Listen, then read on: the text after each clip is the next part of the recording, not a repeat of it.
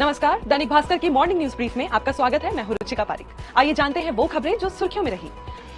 अमेरिकी राष्ट्रपति ट्रंप ने भारत पर 25% एक्स्ट्रा टैरिफ लगाने का ऐलान किया है। उन्होंने इससे जुड़े एग्जीक्यूटिव ऑर्डर पर साइन कर दिए हैं।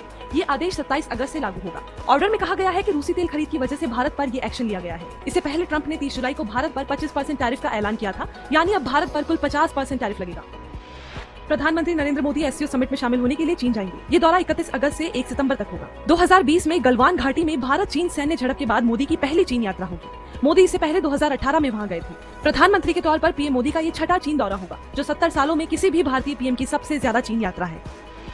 अमेरिका में गौतम अडानी के खिलाफ चल रही जांच को लेकर कांग्रेस नेता राहुल गांधी ने पीएम मोदी पर निशाना साधा। उन्होंने कहा, पीएम नरेंद्र मोदी ट्रंप की धमकियों के सामने खड़े नहीं हो पा रहे हैं। इसकी वजह ये है कि अडानी के खिलाफ अमेरिकी जांच चल रही है। ऐसे में मोदी के हाथ बंधे हुए हैं। मोदी का एए यानी अडानी अंबानी के साथ क्या संबंध है, ये उजागर हो चुका है। दरअसल पिछले साल अमेरिका में अडानी समेत 8 लोगों पर अरबों रुपयों की धोखाधड़ी के आरोप लगे थे। इसकी जाँच जारी है। आईपीएल चैंपियंस आरसीबी के तेज गेंदबाज यश दयाल को नाबालिग से रेप मामले में राजस्थान हाईकोर्ट से राहत नहीं मिली है। राजस्थान हाईकोर्ट ने कहा कि पीड़िता नाबालिग है, इसलिए गिरफ्तारी पर रोक नहीं लगा सकते। अगली सुनवाई 22 अगस्त को होगी। दरअसल 19 साल की लड़की ने आरोप लगाया है कि 2023 में जब वह 17 साल की थी तो क्रिकेटर ने उसके साथ रेप किया। ये सिलसिला 2 साल तक चला।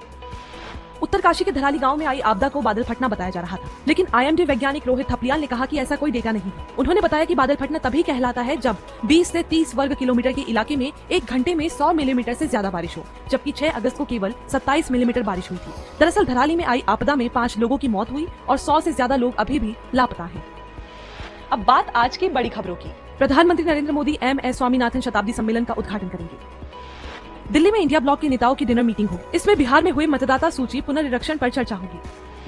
ये खबर जरा हटके है। गुजरात के सूरत में 3 स्टूडेंट्स ने एआई से चलने वाली सुपर बाइक गरुड़ बनाई है। ये बाइक वाईफाई और सेंसर से लैस है, जो आवाज देकर रोकी जा सकती है। इसमें लगे 50% पुर्जे कबाड़ से तैयार किए गए हैं। इसमें टच स्क्रीन, जीपीएस, म्यूजिक, कैमरे और वायरलेस चार्जिंग जैसे फीचर्स हैं। बाइक इको मोड में 220 किलोमीटर की रेंज देती है और सिर्फ 2 घंटे में फुल चार्ज हो जाती है।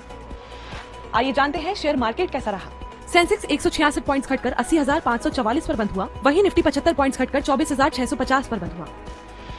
और अब आज के दिन का इतिहास। 7 अगस्त 1905 यानी आज ही के दिन बंगाल विभाजन के फैसले के विरोध में स्वदेशी आंदोलन की शुरुआत हुई थी। लोगों से अपील की गई कि वे सरकारी सेवाओं, स्कूलों, कोर्ट और विदेशी चीजों का बहिष्कार करें। इसके बाद पूरे देश में विदेशी कपड़ों की होली जलाई जाने लगी। भारत में विदेशी सामानों की बिक्री एकदम से कम हो गई। हालांकि इस विरोध का अंग्रेज सरकार पर असर नहीं हुआ। लॉर्ड कर्जन की घोषणा के मुताबिक 16 अक्टूबर को बंगाल विभाजन लागू हो गया। और अब थॉट ऑफ द डे। सही समय पर लिया कदम बड़ा फर्क ला सकता है। तो आज की बात बस यहीं तक।